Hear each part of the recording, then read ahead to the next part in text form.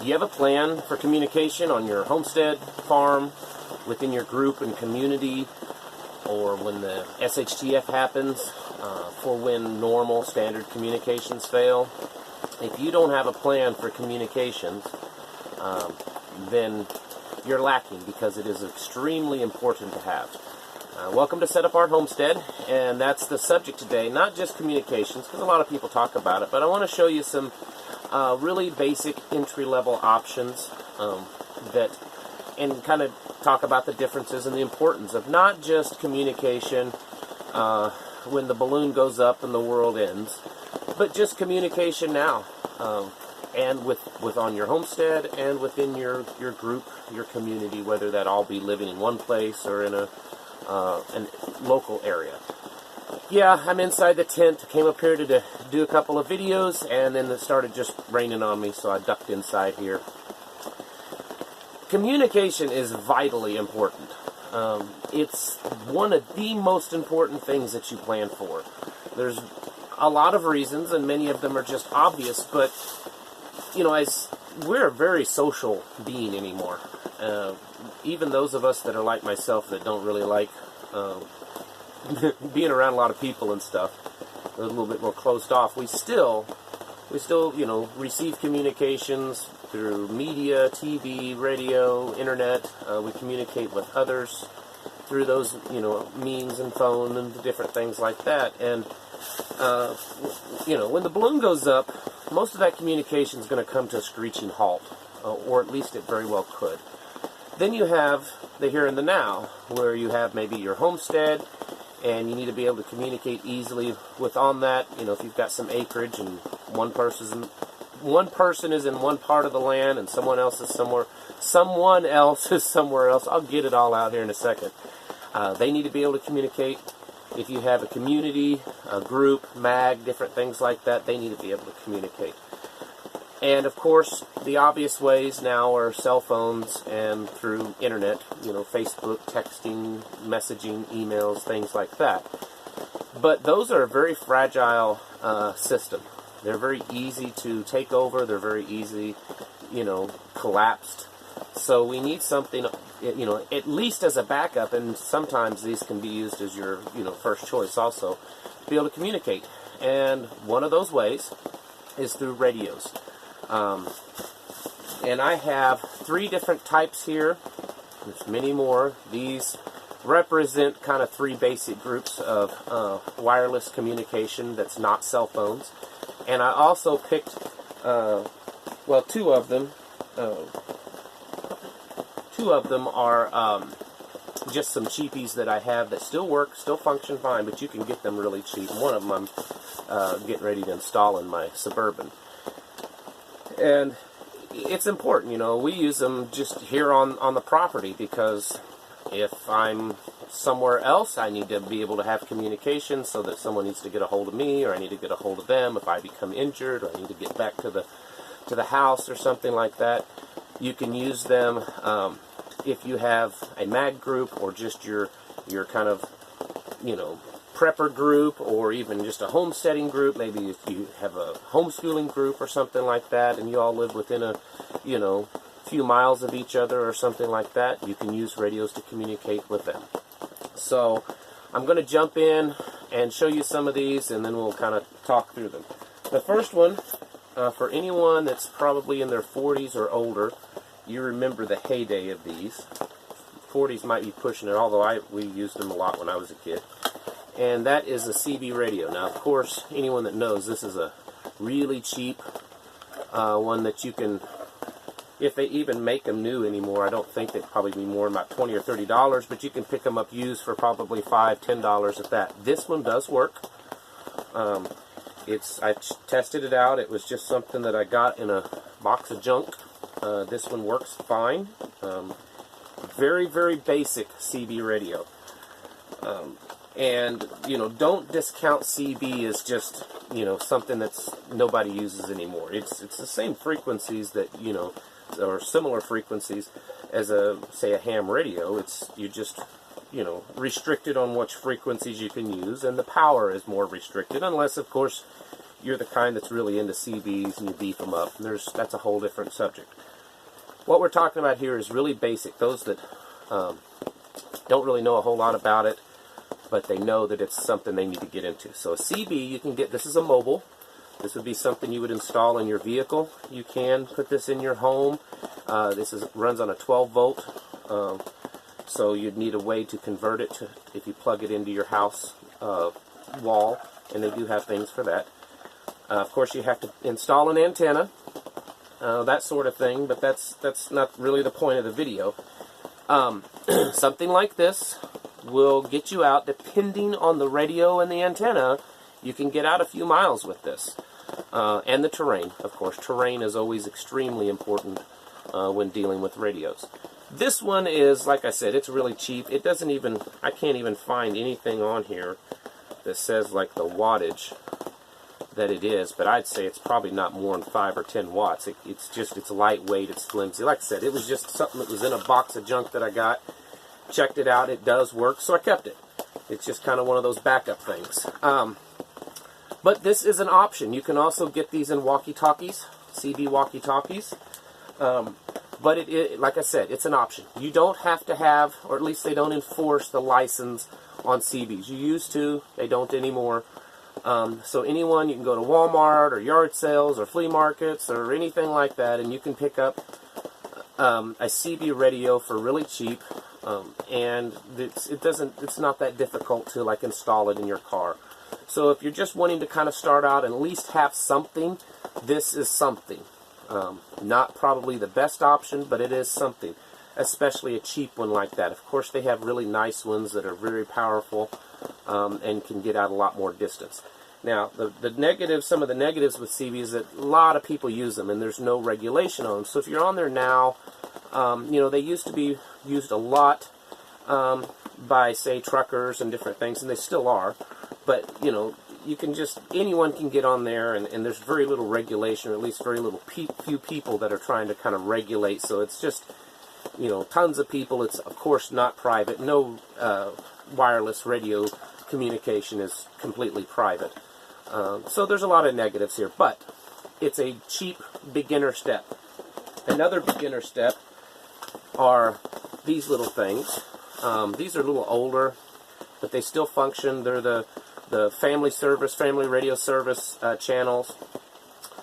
I think I got these on clearance somewhere for like $10 for the two of them, and then included rechargeable batteries. So, for less than 20 bucks, you can get two of these things. These are supposed to be kind of in the mid-range of power.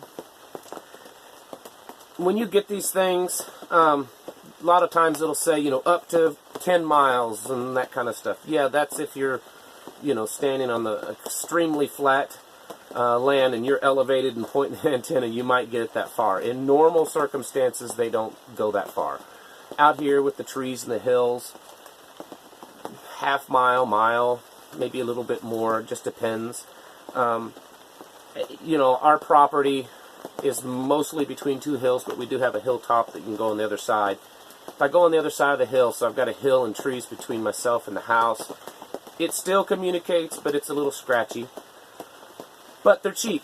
And they make better ones, of course. But you can get these things quite reasonable. And it is a form of communication. This is good backup. This is good beginner. These little GMRS and FRS radios are a good place to start. And again, they make nicer ones. They make more powerful ones. They even make ones that kind of look like that CB, a mobile one. But it's an option for you. And I would, suggest getting something like this. Especially, these are great for around the homestead. Put them in your pocket. You got to go out in the field and work. You got to go do some walking, go do some hunting, things like that. Something happens. You need to be able to communicate. When you're out like this, cell phones don't always get out. You can't always connect and make a connection with cell phones. But with these, a lot of times you can, depending on your property terrain and the property size.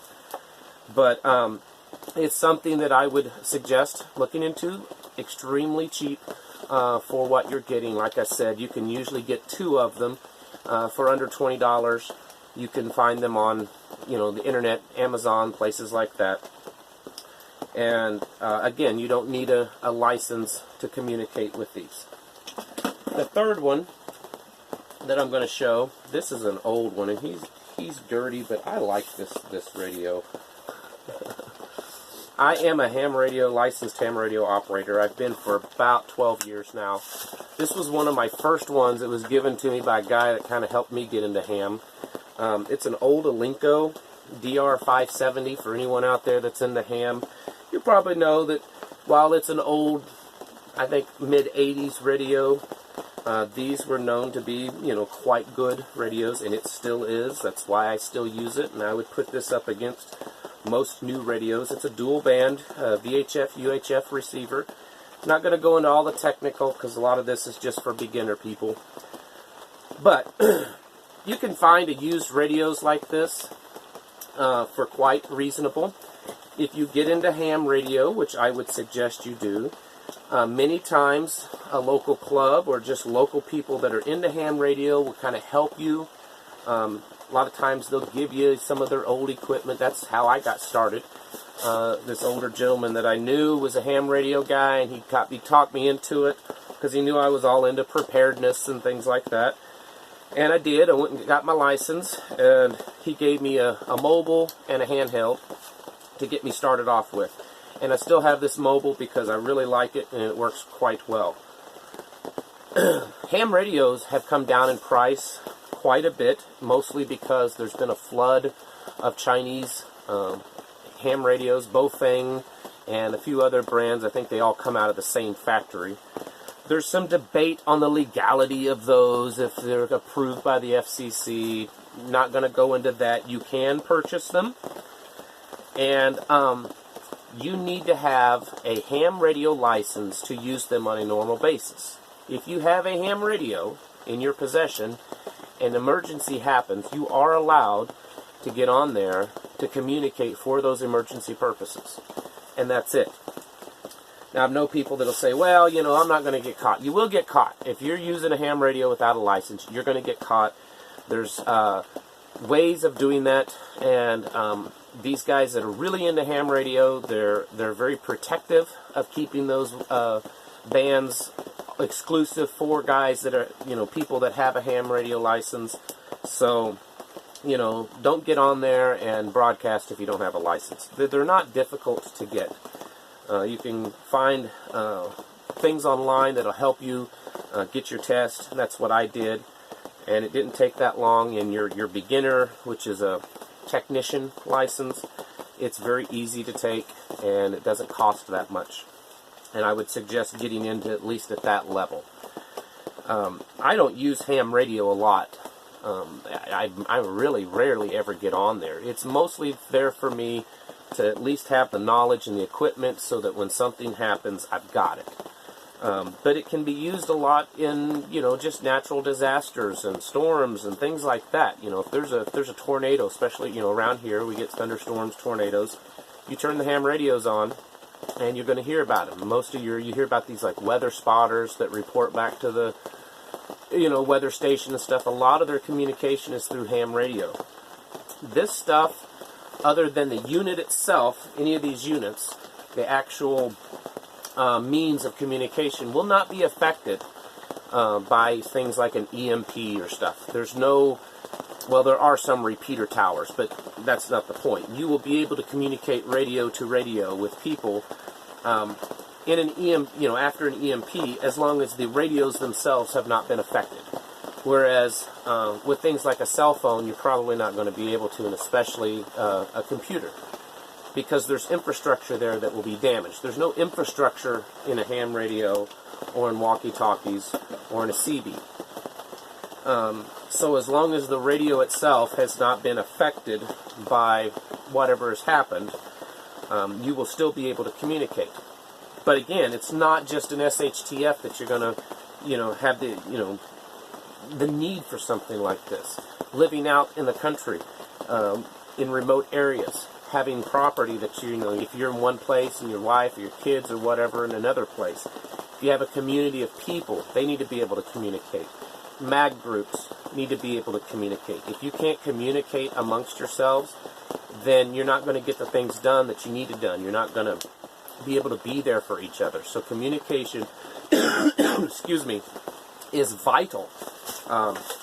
And like I said, I'm not even talking about, after the balloon goes up. It's vital to have. So I wanted to bring these up. I know a lot of people talk about them. Now, I didn't show because I just don't have, and it's one of those things I just need to get. But the cheap Chinese ham radios, they're small. They're not much bigger than these things.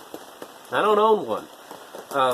I need to. I just don't really need one because of the other ham radios I have. But I should buy a few. Those are really cheap. You can get those things for like $30, $40, $25, something like that. I have been told that they're also quite cheaply made. Not something that you're going to use, regularly for a long period of time, that they do kind of fail. But they're not bad to have as just, something to throw in a bug-out bag or in the back of your car in a bag or something like that. They're quite cheap, so I think it's great to have them, and I should. I'm setting a bad example by not having a few of them because they are so cheap. It's just not something I've gotten around to buying because I don't need them. I have much better quality ham radios that I use, but I should have them for backups. Anyways, I just wanted to show you guys some examples, and a lot of this is for the beginners, people that don't know, that CBs, these little walkie-talkies, and older, cheap, used ham radios definitely have their place. You can get these for very, very little money. They're very simple to use, very simple to set up, and it gets you kind of, at least, your foot in the door with emergency communications. All right. Feel free to chime in on this. I know there's some people on here that have ham radios or have better setups, and I just wanted to show some real basic beginner stuff, some examples. So go ahead and chime in and let everyone know what you think and all the things that I said and did wrong. I'm all tongue twisted today. Thank you guys and gals for watching, and I'll catch you in the next video.